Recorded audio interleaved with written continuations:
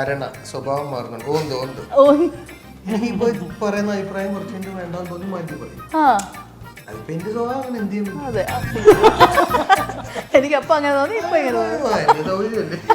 Numbers വെച്ച് ചെയ്യാൻ നല്ലതായിരുന്നു. ജീനിയസ് ആണ്.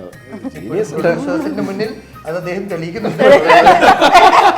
ചില മിക്കവാറും സമയത്ത് എൻ്റെ ഈ ബ്രെയിൻ ഉണ്ടല്ലോ, ഇമോഷൻസ് അത് ഓവർ ഷാഡോ ചെയ്യും, ബ്ലർ ചെയ്ത്. അപ്പൊ അതുകൊണ്ട് പലപ്പോഴും പ്രൊഡ്യൂസേഴ്സിന് മുമ്പിൽ ഞാൻ നമ്പേഴ്സിന്റെ ഒരു ഇത് കാണിക്കാറില്ല. അത്യന്തം എന്ന് നോക്കിക്കഴിഞ്ഞാൽ എനിക്ക് പഠിക്കുന്ന ഇഷ്ടമല്ല. പിന്നെയും ഫിസിക്സ് ഒക്കെ ഇഷ്ടമില്ലാത്തതോ? ബാക്കിയല്ല. ട്രബിൾ മേക്കർ ആയിരുന്നോ അതോ നിർഗുണല്ലേ?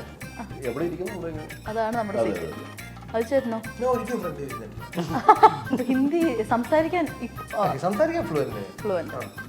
എനിക്ക് അതിനെ കുറിച്ച് ഒരു ധാരണ ഇല്ലാത്തതുകൊണ്ട് നല്ല ഫ്ലുവന്റ്. ഇപ്പൊ നമുക്കൊരു സെഗ്മെന്റിലോട്ട് പോയാലോ? Super. Back to school segment ആണ്. First question, favourite subject and least favourite subject and അതിനുള്ള റീസണും പറയണം. മാത്സ് ഫേവറേറ്റ് ആയിരുന്നു. ഫേവറേറ്റ് ആയിരുന്നു. ഓ. Least favourite സംസ്കൃതമായിരുന്നു. സംസ്കൃതം അത്യാവശ്യം ബുദ്ധിമുട്ടായിരുന്നു. മാത്സില് പുലിയായിരുന്നു. മാത്സില് പുലിന്ന് വേണമെങ്കിൽ പറയാം. അത്യാവശ്യം നമ്പേഴ്സ് വെച്ച് ചെയ്യാൻ നല്ലതായിരുന്നു. ജീനിയസ് ആണ്. വിശ്വാസത്തിന്റെ മുന്നിൽ അത് അദ്ദേഹം തെളിയിക്കുന്നുണ്ട്. കറക്റ്റ് ആയിട്ട് എല്ലാ നമ്പരും പൂജ്യങ്ങളൊക്കെ നോക്കി വാങ്ങുന്നുണ്ട്. പക്ഷേ ചില മിക്കവാറും സമയത്ത് എൻ്റെ ഈ ബ്രെയിൻ ഉണ്ടല്ലോ, ഇപ്പൊ ഞാൻ നമ്പേഴ്സിൽ നല്ലതെന്ന് പറഞ്ഞതിൻ്റെ ഇമോഷൻസ് അത് ഓവർ ഷാഡോ ചെയ്യും, ബ്ലർ ചെയ്ത്. അപ്പൊ അതുകൊണ്ട് പലപ്പോഴും പ്രൊഡ്യൂസേഴ്സിന് മുമ്പിൽ ഞാൻ നമ്പേഴ്സിന്റെ ഒരു ഇത് കാണിക്കാറില്ല. പലയിടത്തും ഫ്രീ ആയിട്ട് അഭിനയിച്ച തീർച്ചയായിട്ടും. ഇവിടെ ഏതാണ്? വലിയ കുഴപ്പമില്ലായിരുന്നു, എല്ലാ സബ്ജക്റ്റും വലിയ കുഴപ്പമില്ലാതെ വരുന്നു. പഠിപ്പിച്ചായിരുന്നു? കുഴപ്പമില്ലായിരുന്നു. 10ാം ക്ലാസ് വരെയൊക്കെ അത്യാവശ്യം കുഴപ്പമില്ലാതെ പോയി. പ്ലസ് ടു എത്തിയപ്പോഴാണ് ഈ നമുക്ക് ഞാൻ നേരത്തെ പറഞ്ഞ ബേസ് കറക്റ്റ് ആയില്ലെങ്കിൽ പിന്നെ ഒന്നും കാര്യമില്ല. എനിക്ക് ഓർഗാനിക് കെമിസ്ട്രി ഒക്കെ പഠിച്ചപ്പോൾ നമുക്ക് ബേസ് കറക്റ്റായിട്ട് കിട്ടിയില്ല. അപ്പൊ നമുക്ക് അതിന്റെ ഒരു സുഖം മനസ്സിലായില്ല. അതിന്റെ ഒരു പ്രശ്നമേ ഉള്ളൂ, ബാക്കിയൊക്കെ കുഴപ്പമില്ലായിരുന്നു. ഈ ഒരിക്കലും പഠിക്കാൻ ഒരു ചാൻസ് കിട്ടിയാൽ ഇടവരുത്തരുതേ, ആ ക്ലാസ്സിൽ ഇരിക്കാൻ ഇടവരുത്തരുതേ എന്ന് ആഗ്രഹമുള്ള സബ്ജക്ട് കെമിസ്ട്രി ആണോ? അല്ല, അത് പ്ലസ് ടുവിലെ മാത്സ് ആയിരുന്നു. മാത്സ് ആ സമയത്തായിരുന്നു ഒരു പിടിയും കിട്ടിയില്ലായിരുന്നു അവസാനം. അത് ഞാൻ പറഞ്ഞത് ഈ നമുക്ക് ബേസ് കിട്ടാത്തോണ്ടാണ്. പഠിപ്പിച്ച സ്ഥലത്തൊന്നും ബേസ് കറക്റ്റ് ആയിട്ട് കിട്ടാത്തോണ്ട് പ്രശ്നമായിരുന്നു. അത് ചേട്ടനോ? ഏറ്റവും ഇഷ്ടപ്പെട്ടത് എല്ലാം കണക്കായിരുന്നു. ഓളാർ മാത്തമാറ്റിക്സ്. മീഡിയോക്കർ സ്റ്റുഡന്റ് ആയിരുന്നു. ഏറ്റവും ഇഷ്ടപ്പെട്ടതിനേക്കാളും തമ്മിൽ ഭേദമായി നമ്മള്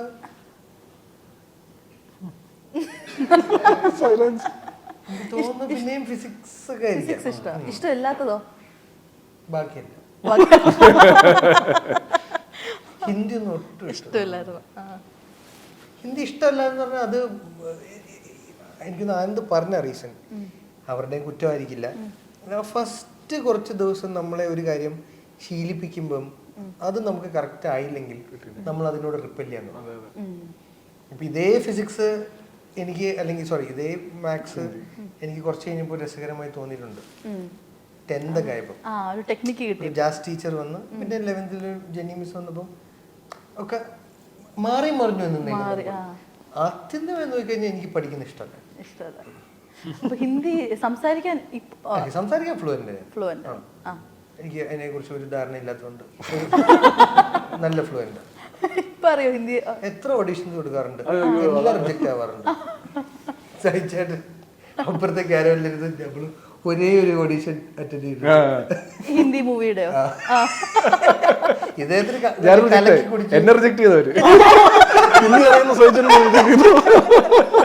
അപ്പോഴാ ഞാൻ ഇവിടുന്ന് ഞാൻ പിന്നെ പോയില്ല, പങ്കെടുത്തില്ല. അപ്പൊ ശക്തിമാനിലൂടെ വെച്ചു ഇത് വന്നെന്ന് പറഞ്ഞപ്പോ ഞാൻ പിന്നെ ശക്തിമാനിലൂടെ എൻട്രി കാണുമോ? അപ്പോ ശക്തിമാനില് ശക്തിമാനോ ബേസിലിനെ എനിക്കറിയത്തില്ല. അല്ല, ബേസിലേട്ടന്റെ മൂവി വരുന്നുണ്ടല്ലോ, അതില് കാണുമോന്ന്. അല്ല, അവന്റെ പടം എനിക്ക് അറിയത്തില്ല. അറിയത്തില്ലേ? രൺവീർ സിംഗ് ചെയ്യുന്നത് ശക്തിമാനല്ലേ എന്ന് പറയുന്നത്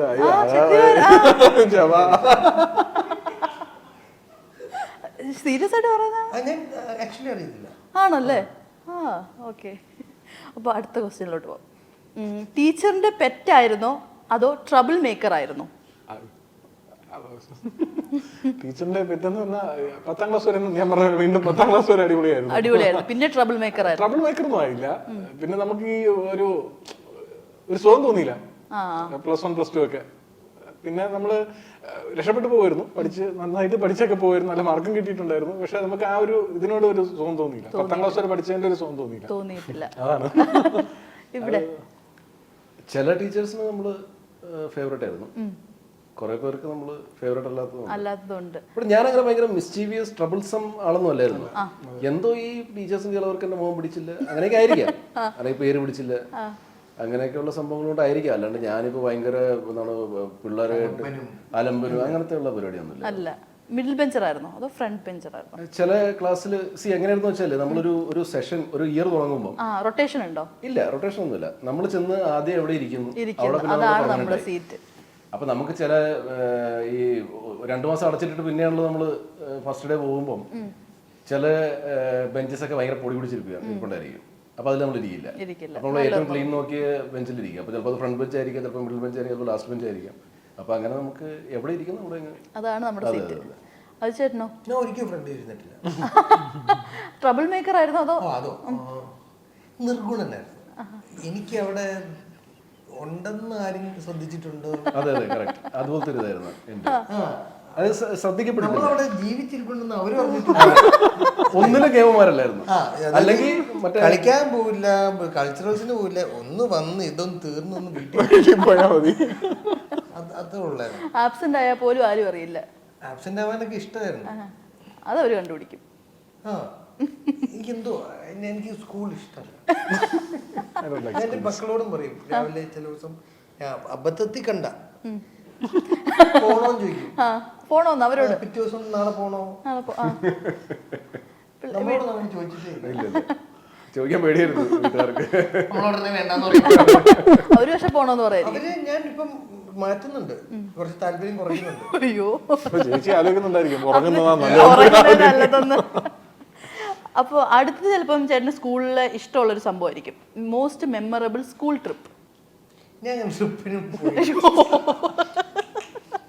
ഞാൻ ആകെ എനിക്ക് സ്കൂളിൽ നിന്ന് ഒരു ട്രിപ്പ് 11th-ലാണ്. അപ്പോൾ 11th ഉം 12th ആണ് ഞാൻ എൻ്റെ സ്കൂൾ ജീവിതം ആസ്വദിച്ചത്. എനിക്ക് അപ്പോഴാണ് മിക്സ്ഡ് ആയത്. അതൊരു ബോയ്സ് ഉള്ളിയായിരുന്നു. അതുകൊണ്ടായിരിക്കാം ചിലപ്പോൾ ഞാൻ അത്ര ഇങ്ങോട്ട് ആസ്വദിക്കാഞ്ഞത്. 10th വരെ ബോയ്സ് ഉള്ളേ. 11th തൊട്ടാണ് ഞാൻ കോയഡിലോട്ട് മാറി. പിന്നെ എൻ്റെ ഏറ്റവും നല്ല കാലഘട്ടമായിരുന്നു. പിന്നെ വീണ്ടും പഠനമല്ല ഞാൻ പറയുന്നത്, പക്ഷെ നല്ല സുഹൃത്തുക്കൾ, എൻജോയ് ചെയ്തു. അപ്പോൾ ട്രിപ്പ് ഏതായിരുന്നു +1-ലെ ട്രിപ്പ്? മൂന്നാറാണ്. മൂന്നാർ പോയതാണ്. അത് ബ്യൂട്ടിഫുൾ ട്രിപ്പല്ല.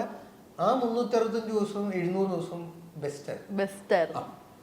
മറ്റേത് എനിക്ക് ഫ്രണ്ട്സ് ഉണ്ട്, നല്ല ഇല്ലാന്ന് ഞാൻ പറയുന്നില്ല, ഡെഫിനറ്റ്ലി നല്ല സുഹൃത്തുക്കളുണ്ട്, ഇപ്പോഴും അവരായിട്ട് നല്ല ബന്ധമുണ്ട്.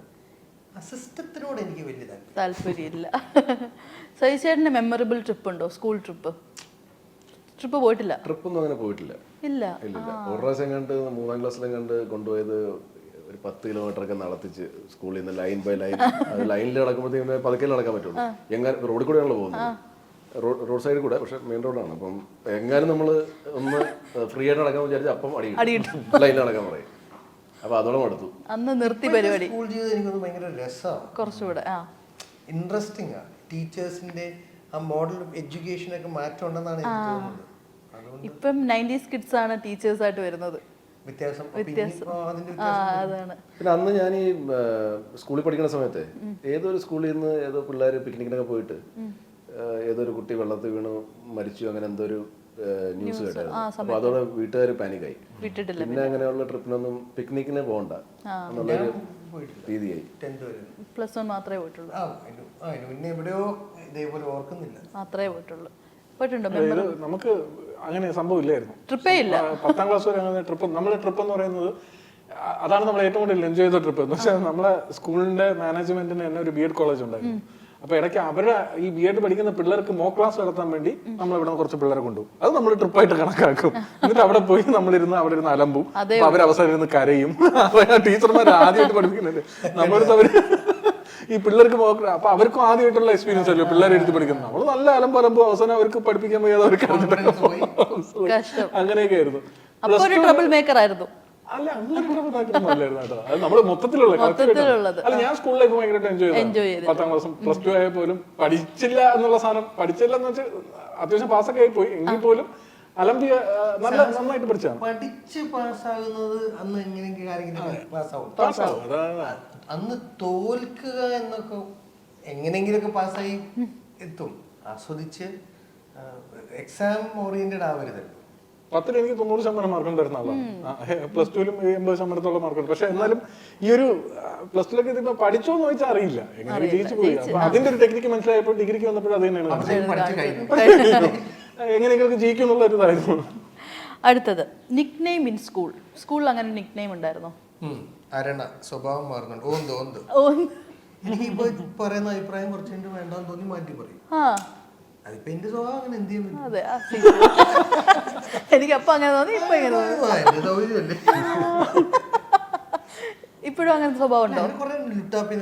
ലുട്ടാപ്പിന്നോ? അയ്യോ, ഇപ്പോഴും അങ്ങനെ ഓന്തിന്റെ സ്വഭാവം ഉണ്ടോ? വീട്ടിൽ പറയാറുണ്ട്. എന്റെ മോള് ചോദിച്ചിട്ടുണ്ട്, അന്ന് അങ്ങനെ അപ്പൊ പറഞ്ഞല്ലോ. ഞാൻ പറഞ്ഞ ഓർക്കുന്നില്ല. കഷ്ടം. സൈചേട്ടൻ ഉണ്ടായിരുന്നു അങ്ങനെ നിക് നെയിം? അങ്ങനത്തെ ഒരു നിക് നെയിം ഒന്നും ഇടാൻ പറ്റിയ രീതിയിൽ ഞാൻ ശ്രദ്ധിക്കപ്പെട്ടിട്ടില്ല ആരുടെയും കണ്ണില്. ഇത് ക്ലോസ്ഡ് സർക്കിളാ. സ്കൂള് മുഴുവൻ വിളിച്ചോണ്ട് നടക്കാന്നല്ല ഞാൻ പറഞ്ഞത്. അതെ, നമ്മുടെ കുറച്ച് ഫ്രണ്ട്സ്, 2-3 ഫ്രണ്ട്സ്. കോളേജിലൊക്കെ ഉണ്ടായിട്ടുണ്ടോ അങ്ങനെ കുറച്ച് ഫ്രണ്ട്സിന്റെ ഇടയിലൊക്കെ ഒരു നിക് നെയിം? ഇല്ല, അങ്ങനത്തെ നിക് നെയിം. വീട്ടില് നിക് നെയിം ഉണ്ടോ? വീട്ടിലും ആകെ ഒരു ചെറിയ പേരാണ് സൈജു എന്ന് പറഞ്ഞത് അല്ലേ?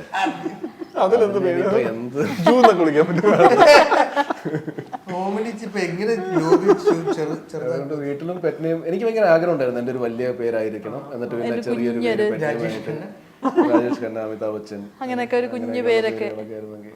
പക്ഷെ അതൊന്നും വർക്കൗട്ട് ആയില്ല. അത് വീട്ടുകാര് സൈജു. ചേട്ടൻ തന്നെ ചേട്ടനിട്ട് എന്തെങ്കിലും പേരുണ്ടോ? ഞാനല്ലേ വിളിക്കുന്നത് അനിരുദ്ധ്. അതെന്താ സംഭവിച്ചത്? അനിരുദ്ധോ? അല്ല, അതെന്താ സംഭവം, ഞാൻ സിനിമയൊന്നും എനിക്ക് സിനിമകൾ കിട്ടുന്നില്ല. അപ്പൊ ഞാൻ തമിഴിൽ പോയി ഭാഗ്യരാജന്റെ പടം ചെയ്യണ സമയത്ത് അപ്പൊ സൈജു ഗ്രൂപ്പ് എന്ന് പറഞ്ഞാൽ അവിടെ ഒരു കുറുപ്പിന് ഗ്രൂപ്പ് എന്നൊക്കെയാ പറയണത്.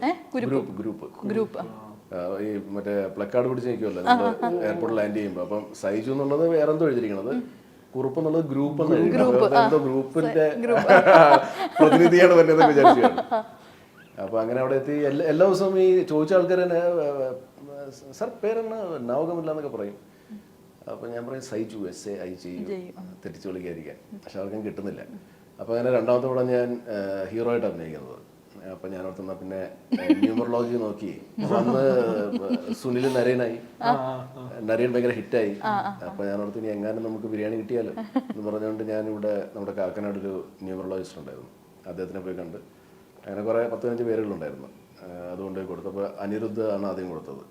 അപ്പോൾ അത് തന്നെ ഭയങ്കര മാച്ചിങ്. അപ്പോൾ എന്നാൽ പിന്നെ അനിരുദ്ധായിട്ട് ഇനിയിപ്പം മുമ്പോട്ട് പോകാമെന്ന് വിചാരിച്ചു. പക്ഷേ അതും വർക്കായില്ല, പടങ്ങളങ്ങനെ ഓടിയില്ല. അത് പിന്നെ ഇവിടെ പിന്നെ എല്ലാവർക്കും അനിരുദ്ധൊന്നും മാറൂല. അപ്പൊ ഞാൻ ഓർത്ത് പണ്ട് സുനിൽ എന്നായിരുന്നു ഇവിടെ അറിയപ്പെട്ടുകൊണ്ടിരുന്നത്. പക്ഷെ നരനായി കഴിഞ്ഞപ്പോൾ ഇവിടെ നരനായി. പക്ഷെ അത് ക്ലാസ്മേറ്റ്സ് ഒക്കെ വന്ന് അങ്ങനെ അതിന്റെ മുമ്പ് മറ്റേ 5ാമത് അല്ലെ ചിത്രം.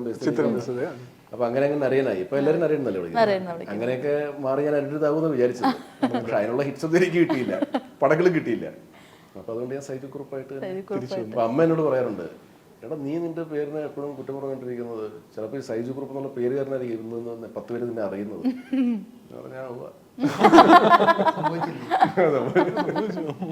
ഉണ്ടോ നിക് നെയിം ഉണ്ടോ? സ്കൂളിൽ പഠിച്ചപ്പോൾ തോട്ടി എന്നൊരു പേരുണ്ട്. തോട്ടി എന്നുണ്ടായിരുന്നു. പിന്നെ ഒരു പെൺകുട്ടിയായിട്ട് വെച്ചിട്ട് നമ്മളെ കണക്ട് ചെയ്ത് കുറെ കളിയാക്കുമായിരുന്നു. അപ്പൊ അങ്ങനെയുള്ള പേര് ഒരു. അപ്പൊ നമ്മളൊരു സാറ് നമ്മൾ പഠിപ്പിച്ച, പുള്ളി പ്രസിഡന്റിൽ നിന്നൊക്കെ അവാർഡ് വാങ്ങിച്ചിട്ട് സാറാണ്, സൂര്യ സാർ എന്ന് പറഞ്ഞിട്ട് ഫിസിക്സിൽ. പുള്ളിയൊക്കെ ഭയങ്കര രസം പുള്ളിയുടെ ക്ലാസ്സിലൊക്കെ ഇരിക്കാൻ. അപ്പൊ പുള്ളി ഒരിക്കൽ പഠിപ്പിച്ചുകൊണ്ടിരുന്നപ്പോൾ ഇതാരോ വിളിച്ചു, പുട്ടുകുറ്റി എന്നെന്തോ വിളിച്ചു. അപ്പൊ അത് പുള്ളി അങ്ങ് ഏറ്റെടുത്തു, പുട്ടുകുറ്റി. അപ്പൊ പുള്ളി കാണുമ്പോഴൊക്കെ എന്നെ പുട്ടുകുറ്റി എന്ന് വിളിക്കാൻ തുടങ്ങി. അപ്പൊ സ്കൂൾ മൊത്തം പിന്നെ പുട്ടുകുറ്റി എന്നായി. അങ്ങനത്തെ ഒരു പേരുണ്ടായിരുന്നു. കോളേജ് വന്നപ്പോഴത്തേക്ക് നിക് നെയിം പറയുന്നത് ക്ലോസ് സർക്കിൾ വിളിക്കാൻ നിക്നെയിം കുഴപ്പമില്ല, ഒരു Politically correct അല്ല, Body shame ചെയ്യരുത്. ചെയ്യാതെ അല്ല, ഇത് വിളിച്ചാൽ actually ഒരു body കുഴപ്പമില്ല. shaming ആണ്. ഒരു form of body shaming ആണ്. അത് വേറെ തരത്തില്ല. പക്ഷെ അന്നതൊന്നും ആരും കാര്യം. അല്ല, അന്ന് നമ്മള് കാര്യമാക്കൂലായിരുന്നു. ഇന്ന് അതാണ് ഇന്നത്തെ ഒരു പൊളിറ്റിക്കൽ. പിന്നെ കോളേജ് വന്നപ്പോ കോമക്കുറപ്പ് എന്നൊക്കെ അതെന്താ അങ്ങനെ എന്നാലും പക്ഷെ മറ്റേ എന്താ നാരകൃഷ്ണനോ നാരകൃഷ്ണൻ അതിന് തട്ട് താന്നിരിക്കും. അത് കുറെ അങ്ങനെ വെറൈറ്റി പേരുകളുണ്ട്, നല്ല രസമുള്ള പേരുകളുണ്ട്. ഓക്കെ, ലാസ്റ്റ് വൺ ആണ്. സ്കൂൾ കാലഘട്ടത്തിൽ ഏറ്റവും ഇഷ്ടം തോന്നിയ ഒരു സിനിമ. Lots and lots. അതാ അങ്ങനെ എന്നാലും സ്കൂൾ ലൈക്ക് ഒരു സ്കൂളിൽ നമ്മൾ ഫ്രണ്ട്സ് എല്ലാവരും കൂടെ ഒക്കെ അങ്ങനെയൊക്കെ പെട്ടെന്ന് അങ്ങനെ എനിക്ക് ദ കിങ്, ഒരുപാട് കമ്മീഷണർ, ഈ രണ്ടും. അങ്ങനത്തെ മൂവീസ് ഒക്കെ ഇഷ്ടം. അന്ന് മമ്മൂക്ക ഭയങ്കര ഹാർഡ് കോർ മമ്മൂക്ക ഫാൻ.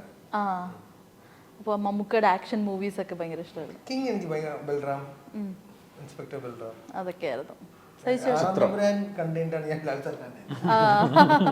ചിത്രം ചിത്രം ഒരുപാട് പ്രാവശ്യം മൾട്ടിപ്പിൾ ടൈംസ് കണ്ടിട്ടുണ്ട്. ന്യൂഡൽഹി കണ്ടപ്പോൾ ഒരു ഭയങ്കര ഒരു പഞ്ച് കിട്ടിയായിരുന്നു. ഗോഡ് ഫാദർ, ഹിന്ദിയിൽ വേറെ കുറെ മിഥുൻ ചക്രവർത്തി, ഗോവിന്ദ, ഷാറുഖ് ഖാൻ മൂവീസ്, ഒരുപാട് മൂവീസ്. ഇവിടെ അങ്ങനെ ഒരു ഏത് ആക്ടറിന്റെ മൂവീസ് ആയിരുന്നു ചെറുപ്പത്തിൽ ഏറ്റവും ഇഷ്ടം? ബാബു ആന്റണി. ഫൈറ്റ് ഒക്കെ ഫൈറ്റ് ബാബു ആന്റണി ആയിരുന്നു ഭയങ്കര ഇഷ്ടമായിരുന്നു. പണ്ട് ആ സമയത്തൊക്കെ മൊത്തം ബാബു ആന്റണി പടങ്ങൾ വന്നാൽ പിന്നെ ഒട്ടും വിടില്ല. ചന്ത, ആ പടങ്ങളെല്ലാം ഇരുന്ന് കാണുമായിരുന്നു. ഭരണകൂടം, അതെ. പുള്ളി ഉണ്ടെങ്കിൽ നമുക്കൊരു സമാധാനമാണ്. നായകന്റെ സൈഡിലാണെങ്കിൽ ആശ്വാസം. അതെ, ഉപ്പ് കണ്ടം ബ്രദേഴ്സ് അതായിരുന്നു ഫേവറേറ്റ് പടം. കടല്, കടല്, അതെ. ഇങ്ങനെ കുറെ മൂവീസ്. അപ്പൊ അതായിരുന്നു നമ്മുടെ ബാക്ക് ടു സ്കൂൾ സെഗ്മെന്റ്.